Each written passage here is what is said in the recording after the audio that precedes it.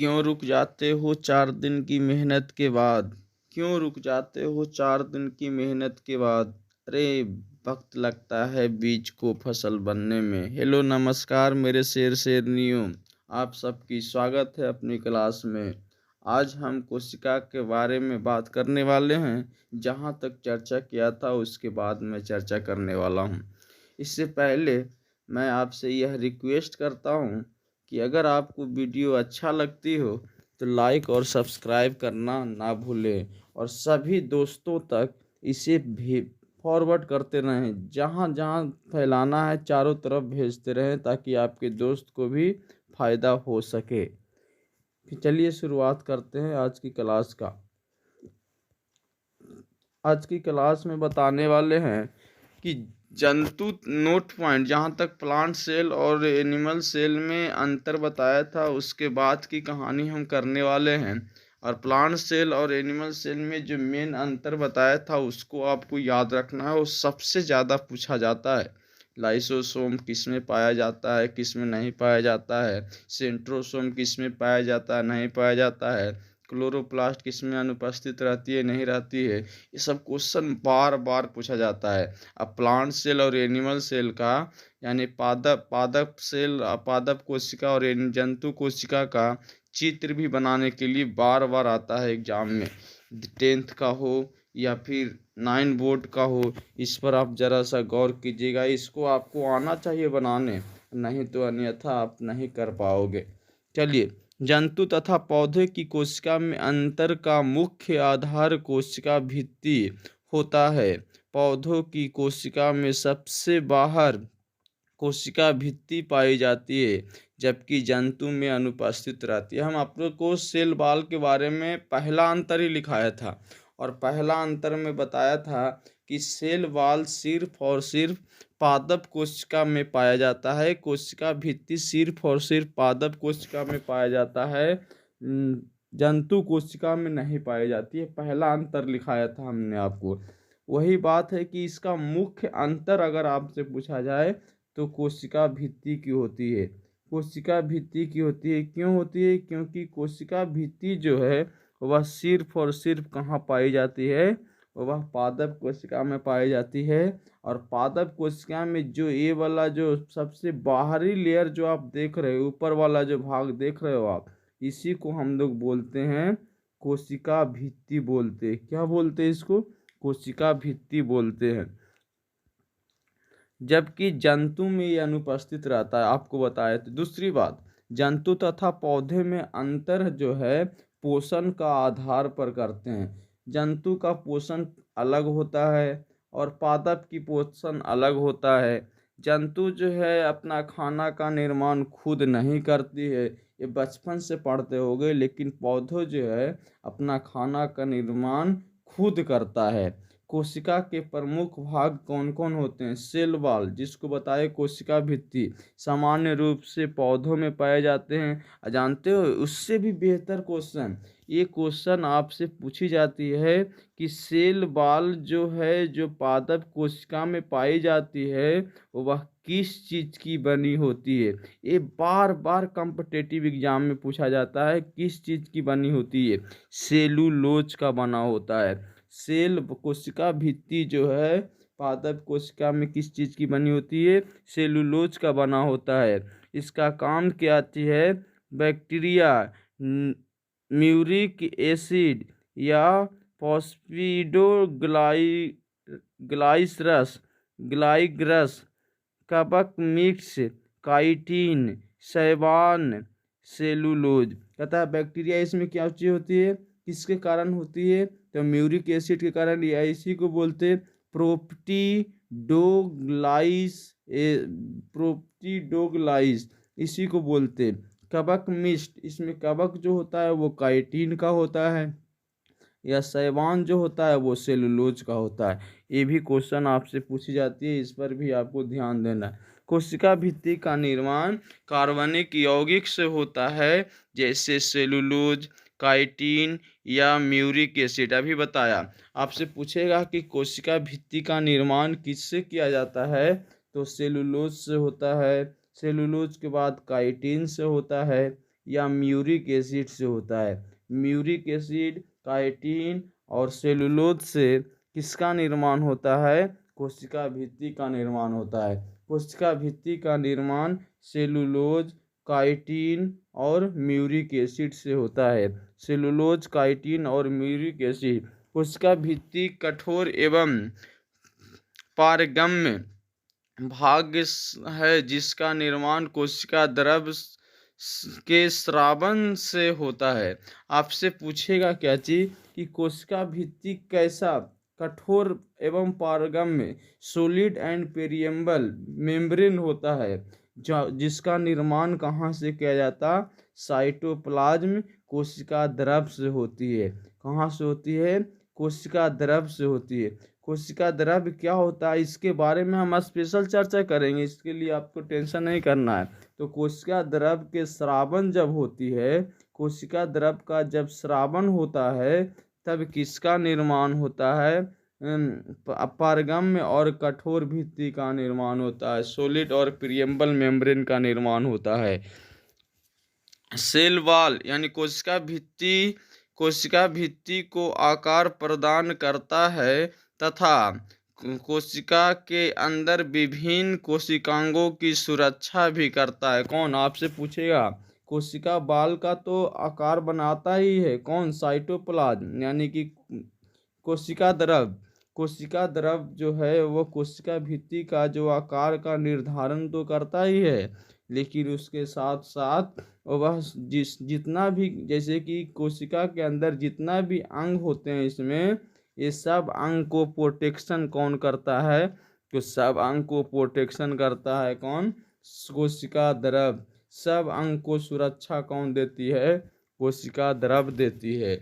Cell wall बाह्य वातावरण के प्रभावों, ऊष्मा, ताप, हवा, धूल, पानी को अंदर तक नहीं पहुंचाने देता है। कोशिका भित्ति जो होती है बाबू, वह पादप सेल में अगर इसको जैसे गर्मी अधिक पड़ी या फिर हवा अधिक चला या फिर ताप अधिक पड़ा, धुलकन चलता है, पानी आती है, तो कोशिका भित्ति जो है ये सबसे इसकी सुरक्षा देती है, अंदर प्रवेश नहीं करने देती, इस सबसे बचाता है, पहुंचने से रोकता है। कौन? कोशिका भित्ति से। कोशिका भित्ति पारगम्य यानी सेल वॉल पेरिएबल भाग है जिसके विभिन्न पदार्थों का आदान प्रदान हो सके। यह ऐसा पेरिएबल है, ऐसा पारगम्य है जो किसी को आने या ले जाने से, जैसे लेन देन का काम करते हैं, इसी से संभव होता है। किससे क्या लेना है, जैसे सूर्य से हमको कितनी लाइट लेनी है, नहीं लेनी है, या फिर पौधों से नीचे पानी कितना लेना है, मिनरल्स कितना लेना है, इस सब को आदान प्रदान करवाने वाला सेल वॉल पेरिएबल कोशिका भित्ति पारगम्य। सेलुलोज एक कार्बनिक पॉलीसैकेराइड शर्करा है जो प्राकृतिक में कार्बनिक यौगिक के रूप में सर्वाधिक मात्रा में उपस्थित होता है। ये आपको बताए थे सेलुलोज कैसी है, एक पॉलीसैकेराइड शर्करा है। सेलुलोज के बारे में बताया था कि पॉलीसैकेराइड एक शर्करा है जो एक यौगिक होती है, ये प्राकृतिक में, नेचर में सबसे अधिक मात्रा में उपस्थित रहती है। इसके बारे में भी आपको चर्चा कर दिया था। सेलुलोज का सर्वोत्तम उदाहरण कपास था जो बीच में मिलता था, ये भी बताया था। अब देखिए हम एक एक चीज़ के बारे में चर्चा करेंगे कि प्लाज्मा मेम्ब्रेन क्या होता है, प्लाज्मा झिल्ली क्या होता है, या फिर इसी को जीवन कला भी बोलते हैं। जीवन कला क्या होता है, एक एक चीज़ के बारे में हम डिस्कस करेंगे, चर्चा करेंगे। जैसे देखिए यहाँ पर आप देख रहे हो कि ऐसी ऐसी संरचना बनी हुई है, यहाँ पर भी ऐसा है, फिर ऐसी संरचना है, फिर इसके बाद ऐसी संरचना है, ऊपर में कुछ दिया हुआ है, नीचे में कुछ दिया हुआ है, फिर बड़ा है, ऐसा ऐसा आप देख रहे हो। इसका काम क्या होता है? प्लाज्मा मेम्ब्रेन एक ऐसी अर्धपारगम्य झिल्ली है जो लिपिड प्रोटीन से निर्मित होता है। आपसे पूछा जाएगा कि प्लाज्मा मेम्ब्रेन यानी कि इसको हिंदी में बोलते प्लाज्मा झिल्ली एक ऐसी अर्ध पारगम्य झिल्ली है। आपसे सबसे पहला प्रश्न तो यहीं पर उठ गया कि प्लाज्मा झिल्ली जो है कैसी मेम्ब्रेन होती है, तो अर्ध पारगम्य झिल्ली होती है। सेमी पिरियम्बल मेम्ब्रेन होता है, अर्ध पारगम्य झिल्ली होती है। अर्ध पारगम्य झिल्ली कौन होता है? प्लाज्मा झिल्ली होती है। पहली क्वेश्चन, इसमें क्या होता है? यह लिपिड जो देख रहे हो या प्रोटीन जो देख रहे हो, इसमें इसका निर्माण होता है। तो आपसे पूछा जाएगा पौधे के किस हिस्से में लिपिड और प्रोटीन का निर्माण होता है, तो लिपिड और प्रोटीन का निर्माण प्लाज्मा झिल्ली में होता है।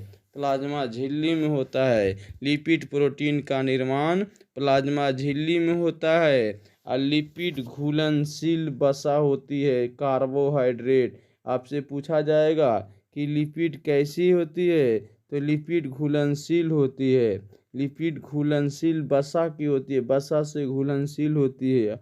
आपको याद रखना है लिपिड कैसी होती है, घुलनशील होता है। किस चीज़ का? कार्बोहाइड्रेट, वसा का। फिर उसके बाद प्लाज्मा झिल्ली में लिपिड और प्रोटीन की सतह का व्यवस्थित रूप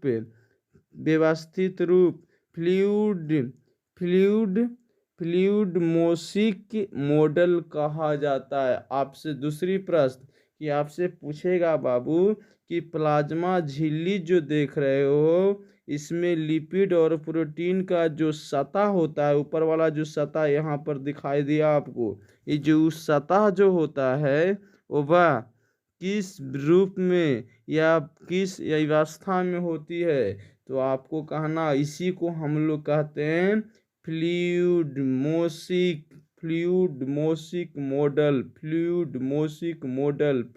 मोसिक मॉडल। किसको? प्रोटीन और लिपिड की सतह को कहते हैं हम लोग। प्लाज्मा मेम्ब्रेन एक अर्ध पारगम्य झिल्ली है जिसमें सेलेक्टिव प्रिएम्बिलिटी का गुण पाया जाता है। अर्ध पारगम्य एक ऐसी झिल्ली होती है। प्लाज्मा मेम्ब्रेन एक ऐसी झिल्ली होता है। प्लाज्मा मेम्ब्रेन एक ऐसी अर्ध पारगम्य है जिसमें सेलेक्टिव प्रिएम्बिलिटी गुण पाया जाता है। तो आपसे पूछेगा कि सेलेक्टिव प्रिएम्बिलिटी का गुण कहाँ पाया जाता है, तो प्लाज्मा झिल्ली में पाया जाता है। कहाँ पाया जाता है? प्लाज्मा झिल्ली में पाया जाता है। क्या चीज़? सेलेक्टिव प्रिएम्बिलिटी का गुण कहाँ पाया जाता है? एक अर्ध पारगम्य झिल्ली में पाई जाती है। और अर्ध पारगम्य झिल्ली किस में होती है? प्लाज्मा झिल्ली में होता है। याद रखना। यह विसरण एवं प्रसारण, विसरण को बोलते हैं इंग्लिश में ऑस्मोसिस और प्रसारण को इंग्लिश में बोलते हैं डिफ्यूजन। यह विसरण एवं प्रसारण की प्रक्रिया के माध्यम से कोशिका के आंतरिक संकन को बढ़ाने यानी कि आपसे कोशिका के आंतरिक भाग को डिफ्यूजन या ओस्मोसिस यानी विसरण और प्रसारण की प्रक्रिया से वह क्या करता है? बनाने में सहायता करता है।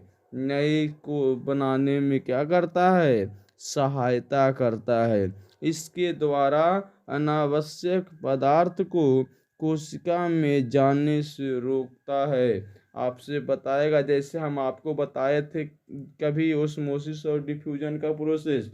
हम लोग चना फुलाते हैं चना कैसा भी होती है, पानी उसमें इंटर करती है, that is the process of osmosis. पानी उससे बाहर निकलती है, that is the process of diffusion. यानी यही जो चना फूलता है, ये सब आपका जो पढ़ना है, इसी को बोलते हैं हम लोग विसरण और क्या चीज़? प्रसारण। तो इसके माध्यम से अनावश्यक पदार्थ को ये क्या करता है, अंदर जाने से रोकता है, जबकि अनावश्यक पदार्थ को अंदर प्रवेश कराया जाता है। कभी कभी अनावश्यक पदार्थ को हम लोग प्रवेश भी करते, आवश्यक पदार्थ को प्रवेश किया जाता है। जो खराब मटेरियल है, वेस्ट मटेरियल है, अनावश्यक मटेरियल है, उसको अंदर जाने नहीं देता। लेकिन जो वेस्ट मटेरियल नहीं है, यूजफुल पदार्थ है, उसको अंदर प्रवेश करने देता है, उसको अंदर प्रवेश करने देता है। किसकी माध्यम से? विसरण और परासरण के माध्यम से। विसरण और परासरण के माध्यम से आपसे पूछा जाएगा कि अनावश्यक पदार्थ को कोशिका में जाने से रोकता है। कौन रोकता है? विसरण, परासरण, दोनों या कोई नहीं? तो दोनों आपको बताना है। तो यहाँ तक आपको चर्चा कर दिए, आपको एकदम याद करते जाना है। कहीं पर भी दिक्कत हो तो आप ज़रूर बताइएगा। वीडियो कैसा लगा है कमेंट में ज़रूर आप बताइएगा लिख के हमें। अगर आपको अच्छी लगी है तो लाइक भी कर दीजिएगा, सब्सक्राइब भी कर दीजिए और चारों तरफ इस वीडियो को फैला भी दीजिएगा। फिर मिलते हैं। Thank you very much. All the best.